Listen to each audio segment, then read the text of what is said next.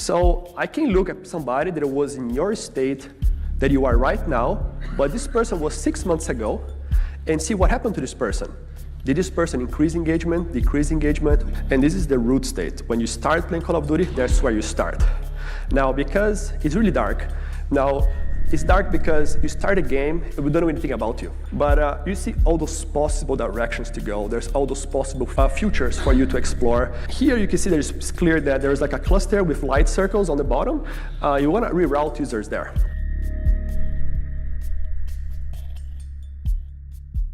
We finally found it. The last bit of definitive proof we needed in order to reveal what we've been saying for years and what's been right in front of our faces. Call of Duty is rigged to breed player engagement and microtransaction sales by extension. The matchmaking measures engagement and manipulates your results and the way you're advertised to in-game in order to maximize profits and your interest in the game. And the worst part is, Activision tried to gaslight us into thinking this wasn't the case by telling us that their matchmaking did not utilize engagement as a factor that is measured, by completely redefining the meaning of engagement that we're talking about from player interest to time played, and then answering the question that way. However, this isn't the proof we're talking about exactly. We're talking about Activision representatives talking about Call of Duty's background algorithms in a public presentation about how the game uses machine learning to personalize player engagement. And that's not me paraphrasing. That is exactly what the presentation is called, and what the video is called. I'll link it down below, but there are key parts of the presentation that are a dead giveaway that they profile you and actively analyze the state that you're in order to best optimize your engagement. And the last thing I'm gonna show is horrifyingly futuristic and almost unfathomable until you see it for yourself. But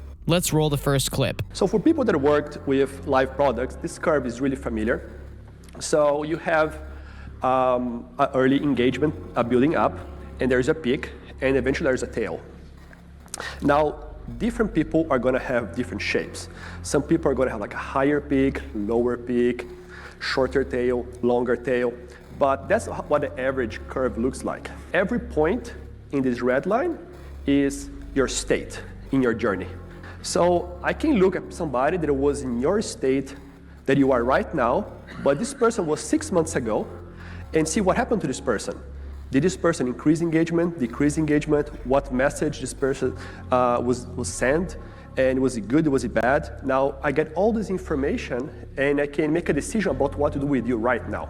Right here, they are presenting a graph that represents the average curve of player engagement. A player boots up the game for the first time and isn't all that interested or engaged. Then the slope climbs until its peak, which we can define as the point of maximum interest, perhaps even a little or a lot of addiction. Then we can see that slope tapers off. Their objective is to analyze why that taper off happens and then how to best prevent that from happening. From a business perspective, this is obviously a smart endeavor. Why do players lose interest and how can we best prevent that? However, they start to dive way too deep. And instead of just deciding to constantly release new, high-quality content that everyone enjoys, they instead do things on a more microscopic level that is manipulative. They analyze past player data to predict, based on your slope and current state, how likely it is that they will lose you as a player. Roll these next clips.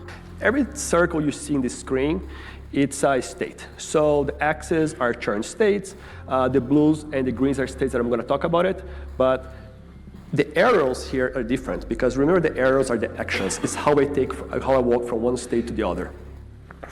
And messages are pretty much what you send to the user. So if I want to move a user from state 1 to state 2, I send him a message. Hey, do this in the game. Hey, try that. Hey, did you hear about this new game event? And by doing that, I change your state. I send it to another state. And some states are better than others. Is that a better place that I can introduce this feature that is going to lead to a higher engagement? So in this, you can see there's a path. I need to reroute user to state 2 and state 3, and there, if I send him the same message, it's going to lead to higher engagement. Now, there's a risk. In state 2, the user can churn. You could churn from any state, actually. Now, how confident am I, the model, that I'm going to be able to avoid this state, and I'm going to make people go to state 3 in order to experience this feature? We should focus on taking people from state 1 and state 3. We should craft a message specific for that. So we can avoid the state 2 and avoid the churn state. This chart lays out a path that the algorithm wants a player to take, but it's extremely simplified. It sets up that there are different player states, and in some states, the churn risk, or the chances a player will quit playing the game, is higher than others. Additionally, some player states are better used to introduce some messaging or gameplay mechanics to a player than others. However, in order to achieve certain states and decide what is best to show the player, whether it's an advertisement, result, message, skin, or otherwise, the algorithm must first analyze what state you're in, and then find the best path to take in order to put you into the desired state, which is obviously manipulation of the human psyche. What was also noticeable is that there were some states where doing certain things to a player will almost undoubtedly make them quit. State 2 here is a good example. The only possible outcome of showing a certain engagement message to a player is that player quitting and that message failing. But since this is the optimal path, what that is showing us is that you have to reach state 2 in order to reach state 3 to best engage the player and have them most prepared for the message that will make them be more engaged and spend more money on the game. This sounds insanely similar to EOMM, or engagement optimized matchmaking, which is essentially matchmaking that is rigged in order to breed player engagement. If we have a player playing well, getting kills and winning games, they may be very engaged, but they're not in the exact state the algorithm wants. So if it tosses the player a few losses by stacking the odds against them, perhaps putting them with better players, worse ping, or whatever else may tilt the odds against them, it would put them in a state that is very volatile, but only to toss them a blowout win where they would play very well and have everything stacked in their favor to help them reach state 3, where they're most likely to give Activision money. This is literally just rigging matches to breed engagement, or at the very least, manipulating your emotional state to get you exactly where they want you. This also follows the exact philosophy that the students that created EOMM follow. Tossing different results in different orders breed higher engagement rates and different churn rates. I find it interesting that it follows the exact philosophy that the inventors of engagement-based matchmaking used. This essentially details a crazy part about machine learning though. Their methods and algorithms are constantly updating and learning, which means that every single day, the algorithm gets better at reading and predicting the path of player engagement, and as a result, becomes better at manipulating your engagement to put you exactly where it wants you. Now, this is what you've been waiting for. This last part is a terrifying example of how manipulative these algorithms are, and how crazily powerful these things have undoubtedly become. Remember, this is technology that was active back in 2019. Just imagine how it is now in 2025, especially with how powerful AI has become. Once you understand the graph, you'll realize that this game truly is not a game anymore. It's a tool designed to squeeze money and dopamine out of you. This chart had 3 player states to make the system look easy to understand, but their web of knowledge absolutely eclipses that number. Take a look at this. This is the very center of the graph. We cannot fit all the hundreds of thousands of states here, but this is the really beginning. The lighter the color is, the more engaged the user is with Call of Duty. The size of the circles there is how many people are in that specific state. So you can see already some patterns that some states are connected to some other states, and this is really powerful now because I can give a heads up before somebody go to like a critical churn state 1 week before. You can run simulations to see where people are going to be 1 week from now, 1 month from now. And this is the root state. When you start playing Call of Duty, that's where you start. Now, because it's really dark, now it's dark because you start a game, we don't know anything about you. So everything about you is 0. So that's why it's a dark color there. But you see all those possible directions to go. There's all those possible futures for you to explore, and all those possible paths and where they send you to. Here you can see it's clear that there's like a cluster with light circles on the bottom. You want to reroute users there.